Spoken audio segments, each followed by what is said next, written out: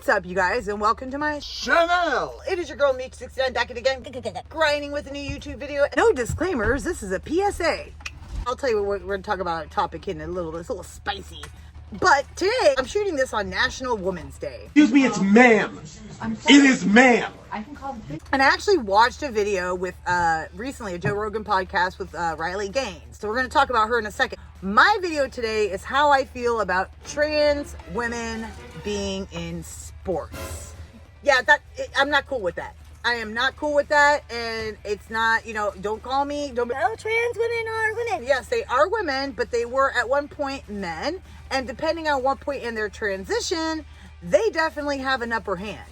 You don't see men going, oh, this trans man beat our ass. No, because they're not doing that, as they are biological women who have transitioned to men who cannot compete. And you cannot compete. Cyrus, I weigh more than Cyrus. I don't know. He could beat me up. I think I could get you with the legs though. You don't think so? Not before? Cyrus has been working out. He admits to maybe before, but maybe not now. You know what? We're going to leg wrestle later. But it's just proof point. He would knock me the fuck out. Not without me going down easily, but he's not even, I weigh more than him. And he's stronger than me. Men are just naturally stronger. And if you even transition at 15 or 14, you still have a higher bone density. It's biology. And I know people are like, stick to the science. Is biology not science? I hate to break it to you. It is what it is. And I feel bad at the same time because it's like, what, if there's not a place in sports for trans people? Well, if there's so many trans people, yes, get their own fucking league. And we'll have men's sports, women's sports, and transgender sports. Since there's so many of them, they could make their own fucking team. And it's not going to happen. So I am going to link, let's talk about Riley Gaines. So if you don't know who Leah Thomas is a was a man, identifies as a woman, I think ranked number 241, and was still having sexual relations with women and dating women when he became a she and dominated the women's swim team. Riley Gaines competed and actually tied with Leah, and they made her give the trophy up to her. Imagine being a biological female, fighting your entire life, learning how to swim and just swimming your every fucking love and brain out, being a fucking dolphin. Just to have that taken away by someone who placed 41st place in men and came and just beat your ass. Let me show you Leah. We have numerous categories in the Paralympics to create fair opportunity across society. That is the whole point of categories. Nobody is banned. You're just banned from a category you don't qualify for. And if you're not good enough, then you're not good enough. Leah Thomas's best performance pre-transition was, something like 465th in their best event, which was a distance freestyler. Miraculously, overnight they become a sprinter and they beat 3 Olympic silver medalists from America. How amazing. Okay. I would not square up with her, okay? Because she gonna beat my ass. The shoulders on her. She's got shoulders. She looks like a fucking Cadillac DeVille. And they had to change with her. Yeah, her. She's on hormones maybe, okay? But she's still a fully intact male. And these poor girls, this is why I encourage you to watch the Joe Rogan podcast. I will insert some clips. Listen to what this is crazy. Listen to what she had to do. Based on just kind of the silencing tactics that were used to keep us quiet, right? We were told, you'll never get a job if you speak out about this. Your employer is going to look you up and see that you're a transphobe. And you don't want that, do you? You don't want everyone to think that you're transphobic. A conversation that someone actually had with you? Yeah. We had to go to training, Joe, to learn how to accept that you're being cheated. A senior in college. Yeah. 21 years old. Yeah. They brought in an outside professional, again, air quotes, because what in the world, how can you be an outside professional who sat us down and taught us how to use she, her pronouns? Again, a senior in college, I'm like, am I really? Taught you how. You, an actual she, her. An actual she, her. How do you use she, her pronouns? Thomas's teammates, right, 16 of these girls, plus their parents at the beginning of the season, signed on to a letter expressing their discomfort in the locker room. I kid you not. The university responded back with, and I have a screenshot of their response. If you, as women, feel uncomfortable seeing male genitalia, here are some counseling resources that you should seek in an attempt to re-educate yourselves. Re-educate yourself. That is utter insanity. It's crazy. That's crazy. And there's not going to be many girls who are going to want to be in sports when they're going to be like, well, wait a minute. If I fight my whole life and I get to the top of my game, some guy who plays last in every field before can come up here and just identify as a woman and beat my ass? Now let's talk about this. There's a girl.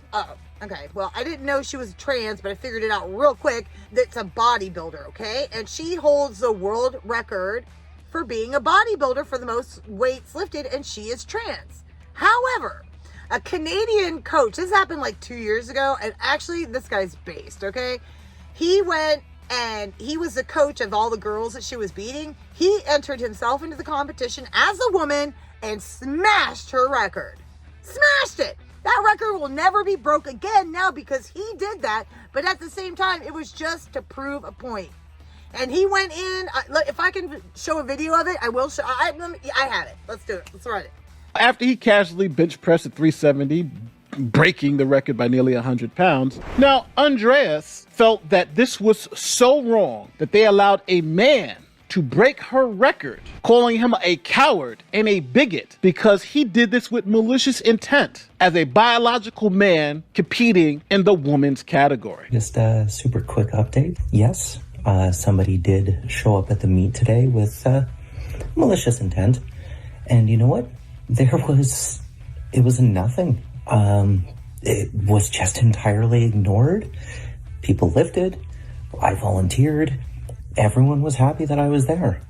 And it really struck me that maybe my participation isn't necessarily fair. I mean, there's science, whatever. Insane. And then this girl, the trans girl, had the audacity to complain that a man took her fucking medal. What?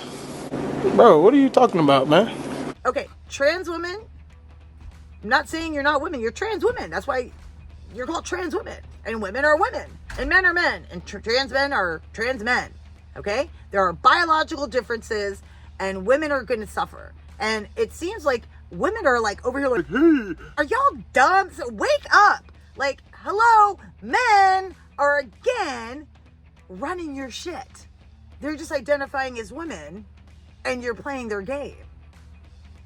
I will respectfully call you a she, and I will respectfully tell you, yeah, I don't have a problem with trans people. What I do have problems with these crazy trans activists. Look at Caitlyn Jenner. She'll even tell you, look straight from the horse's fucking mouth, Caitlyn, go. I have been from the beginning when it comes to trans women in women's sports. From the beginning, I've been against it.